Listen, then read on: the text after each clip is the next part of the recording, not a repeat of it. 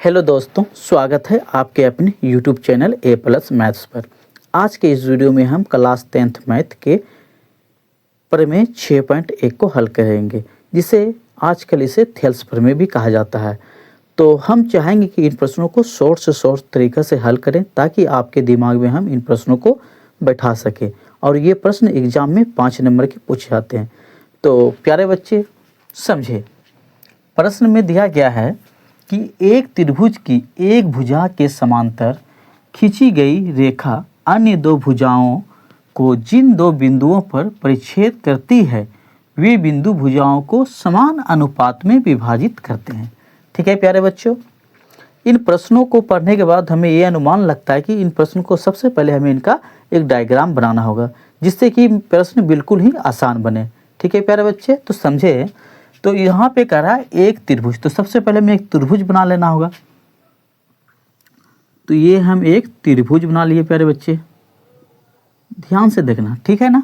त्रिभुज बना लिए, इसका नामकरण यानी कि नाम रख लेते हैं ए, ये हो गया बी और ये हो गया सी। अब इसमें कह रहा है कि एक भुजा के समांतर, यानी कि मान लो ये भुजा बी सी, इसके समांतर खींची गई रेखा, चलिए इसके समांतर एक रेखा खींच दे गए। ठीक है प्यारे बच्चों, अन्य दो भुजाओं को जिन दो बिंदु पर परिच्छेद करती है, यानी कि ये दो बिंदु पे परिच्छेद कर दिया, यानी कि इनको काट रही है, बाबू काट रहे हैं ना, वे बिंदु भुजाओं को समान अनुपात में विभाजित करते हैं। यानी कि सबसे पहले समान, पहले इसका नामकरण कर लेते हैं, इसको नाम रख लेते हैं डी, इसको रख लेते हैं ई। अब इससे प्रश्न में कह रहा है कि भुजाओं को समान अनुपात में, ठीक है ना, क्या करते हैं, विभाजित करते हैं, यानी कि भाग लगते हैं। तो वो कैसे, यानी कि ए डी बटे हो जाएंगे डी बी समान में, और ये हो जाएंगे ए ई बटे ई सी। तो सबसे पहले हमें प्रश्न में जो दिया है उसे हम लिख लेते हैं। ठीक है प्यारे बच्चे, तो समझें, दिया है, क्या दिया है, डी ई के समांतर बी सी। ठीक है प्यारे बच्चों, तो हम यहाँ लिख सकते हैं डी ई समांतर बी सी, ये हमें दिया है। सिद्ध करना है, सिद्ध करना है, सिद्ध क्या करना है प्यारे बच्चे, इसमें कह रहा है कि समान अनुपात, यानी कि ये ए डी बटे डी बी होंगे, ए डी बटे डी बी आप बराबर ये होंगे ए ई बटे ई सी, ए ई बटे ई सी। ठीक है, अब इस त्रिभुज में जब हम इनको सोल्व करेंगे प्यारे बच्चों, तो इनमें हमें त्रिभुज का क्षेत्रफल का सूत्र लगाना पड़ता है। तो त्रिभुज का जो क्षेत्रफल होता है प्यारे बच्चे, 1/2 आधार गुना ऊंचाई। तो अभी ऊंचाई पता नहीं, तो ऊंचाई के लिए हमें क्या निकालने के लिए क्या करना होगा, इस त्रिभुज में हमें रचना करना होगा। ठीक है प्यारे बच्चों, तो हम यहाँ पे रचना कर लेते हैं। ये डी से एम, इसका नाम एम रख लेते हैं।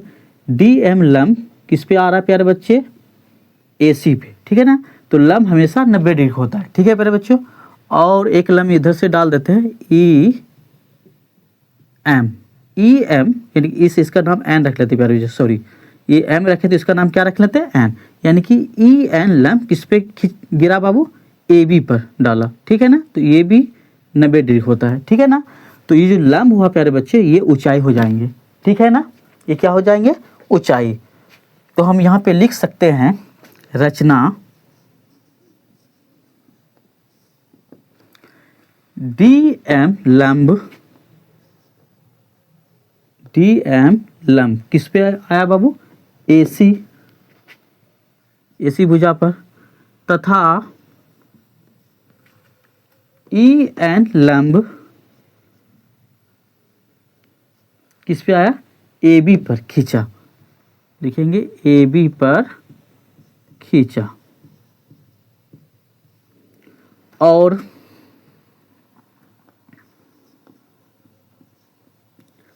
और क्या करेंगे, बी को ई से मिलाएंगे और सी को डी से। तो हमने बी को ई से मिला दिया और डी को सी से, या तो सी को डी से।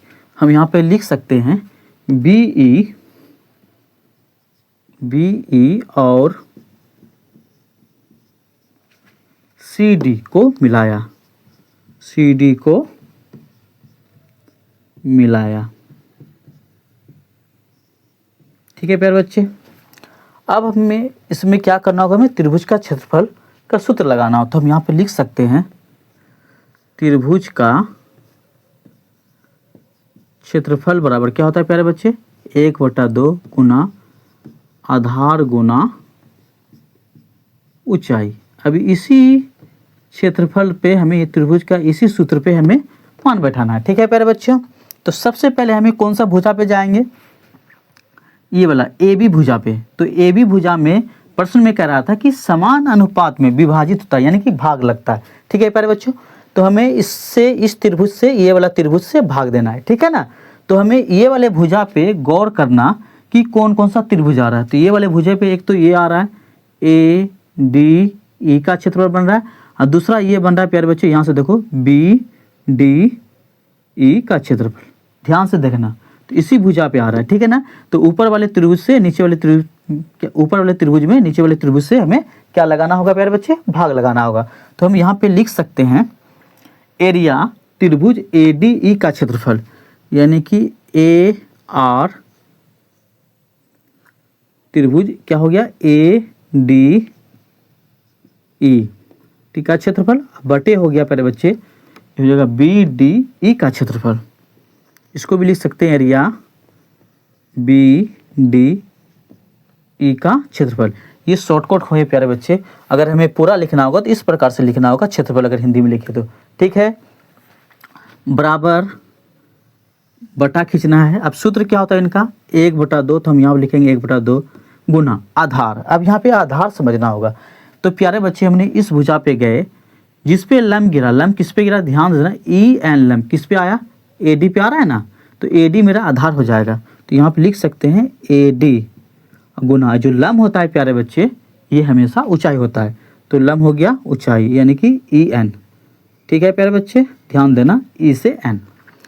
इसी पर नीचे में बी डी ई का क्षेत्रफल, यानी कि बी डी ई का क्षेत्रफल जब करेंगे तो इनका भी होगा 1/2 गुना आधार, ये हो जाएगा डी से बी, ध्यान देना, गुना ऊंचाई, ऊंचाई यही लंब होगा, क्योंकि हमने यहाँ पे दिए थे ई एन लंब किस पे खींचा था प्यारे बच्चों, ए बी पे। जो ई एन लंब है ना, ए से बी तक में खींचे थे।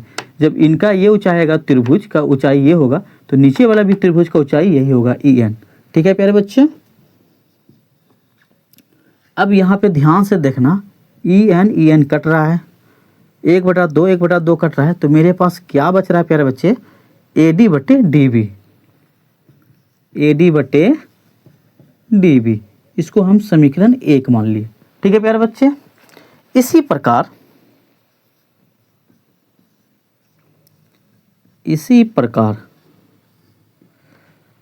कोमा है, इसी प्रकार हमें क्या करना होगा, इस वाले भुजा पे देखना है, ए सी भुजा पे। तो ए सी पे गौर करना, एक त्रिभुज तो यही बन रहा है ए ई डी का क्षेत्रफल, यानी कि जो इस वाले त्रिभुज में आया था, इस वाले भुजा में भी यही त्रिभुज आया था ए डी ई का क्षेत्रफल, और इसमें यही आ रहा है ए ई डी का क्षेत्रफल, यानी कि यही आ रहा है त्रिभुज, दोनों में यही त्रिभुज आ रहा है। तो इसको हम फिर से उसी प्रकार से लिख सकते हैं ए डी ई का ही क्षेत्रफल। ठीक है, तो यहाँ पर लिख सकते हैं एरिया, यानी कि A R A D E का क्षेत्रफल बटा एरिया, यहाँ से देना सी डी ई का क्षेत्रफल। ठीक है प्यारे बच्चे, सी डी ई का क्षेत्रफल। आप चाहे तो इसको डी ई सी भी लिख सकते हैं, कोई दिक्कत नहीं। ठीक है, बराबर बटा, अब इनका भी सूत्र वही होता है 1/2 गुना आधार।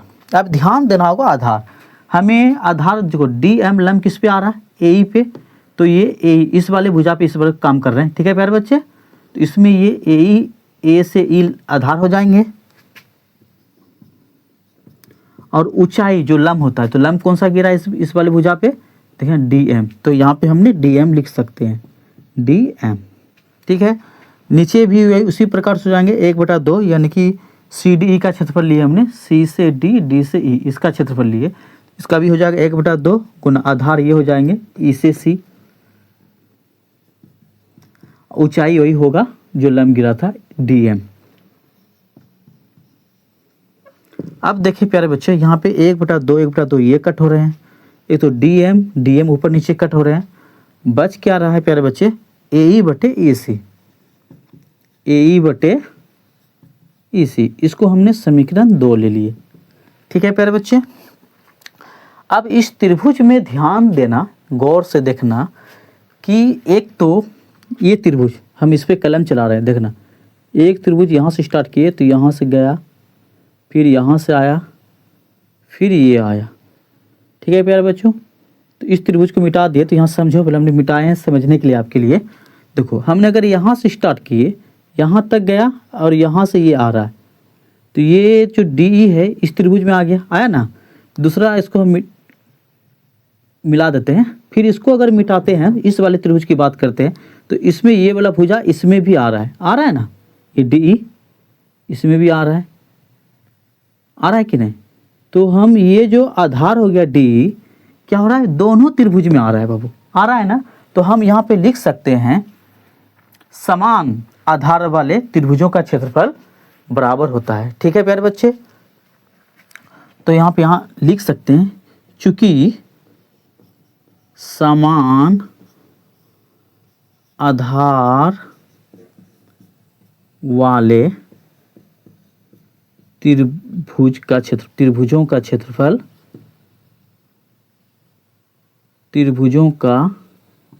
बराबर होते हैं।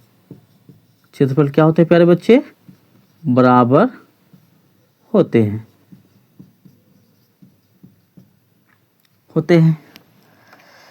जब बराबर होते हैं तो इनका क्षेत्रफल यानी कि बी डी ई का क्षेत्रफल किनके बराबर हो जाएंगे, सी डी ई का क्षेत्रफल, यानी कि ये जो त्रिभुज है अंदर में दोनों, इन दोनों का क्षेत्रफल क्या हो जाएंगे, आपस में बराबर हो जाएंगे। तो हम यहाँ पे लिख सकते हैं एरिया, त्रिभुज क्या लिख सकते हैं, बी डी ई का क्षेत्रफल, बी डी ई का क्षेत्रफल, अब बराबर हो जाएंगे प्यारे बच्चे एरिया सी डी ई का क्षेत्रफल, सी डी ई का क्षेत्रफल। इनको हम समीकरण 3 मान लेते हैं प्यारे बच्चे। देखो नीचे जगह नहीं है, अब हम यहाँ पे हल कर देते हैं इनको। अब यहाँ पे गौर से ध्यान से देखना फिर से एक बार, जब ये दो त्रिभुज आपस में बराबर होंगे तो ये त्रिभुज भी और ये भी त्रिभुज, ये दोनों आपस में भी, ये भी तो बराबर हो सकते हैं, हो सकता है कि नहीं। तो हम कारण लिख सकते हैं प्यारे बच्चे कि समीकरण 1, समीकरण 2 वो समीकरण 3 से कह सकते हैं कि 3 से भी कह सकते हैं, जब ये दो त्रिभुज आपस में बराबर होंगे तो इनका जो मान आया प्यारे बच्चे, ये भी आपस में क्या होंगे, बराबर होंगे। तो हम यहाँ पे लिख सकते हैं कि ए डी बटे डी बी बराबर होंगे ए ई बटे ई सी। ये क्या हो गया प्यारे बच्चे, प्रूव्ड हो गए। हमें यही चीज़ सिद्ध करना था। ठीक है प्यारे बच्चे, हमें उम्मीद है कि ये प्रश्न आपको बहुत अच्छी तरीके से समझ में आ गए और हम अपने तरफ से जितना कोशिश किए से शॉर्ट तरीका में उतना हल किए। ठीक है प्यारे बच्चे, यहाँ पे हमने ये जो प्रूव किए ए डी बटे डी बी बराबर ए ई बटे ई सी, ये कैसे लाएं तो फिर से समझ लें। हमने जब ये समान आधार वाले, यानी कि इस त्रिभुज में भी ये आधार आ रहा था और इस त्रिभुज में भी ये आधार आता, तो समान आधार वाले त्रिभुजों का क्षेत्रफल आपस में क्या होता है प्यारे बच्चे, बराबर होते हैं। जब बराबर हो गए, त्रिभुजों का क्षेत्रफल बराबर हो गए, तो इसलिए ये त्रिभुज यानी कि बी डी ई का क्षेत्रफल बराबर हो गए कौन सा, सी डी ई का क्षेत्रफल। ये दो त्रिभुज आपस में क्या होगा, बराबर हो गए। तो इनको हम समीकरण 3 मान लिए। अब यहाँ पे ध्यान से देखना, जब ये दोनों त्रिभुज का क्षेत्रफल बराबर हो गए तो ये भी त्रिभुज का क्षेत्रफल, ये दोनों भी आपस में बराबर होंगे ना। जब ये दोनों भी बराबर हो जाएंगे तो इनका जो मान निकला कट छट के, ये भी आपस में बराबर होंगे। तो यही कारण हम लिख दिए कि समीकरण 1 और 2 और 3 से कह सकते हैं कि इनका यानी कि ए डी बटे डी बी बराबर किसके आ गए, ए ई बटे ई सी के, जो यहाँ पे हमने दर्शा दिए। इस प्रकार से इस प्रश्न को हमने सोल्व कर दिए। ये आपका एग्जाम में 5 नंबर के प्रश्न पूछे जाते थे। इन प्रश्नों को आप गहराई से तैयारी करें। ठीक है प्यारे बच्चे, जो भी इस चैनल में नए हैं वो इस चैनल को सब्सक्राइब कर लें, ताकि इनमें हम क्लास 10th मैथ की पूरी तरह से अच्छी पढ़ाई इसमें यानी कि तैयारी करवाने वाले हैं।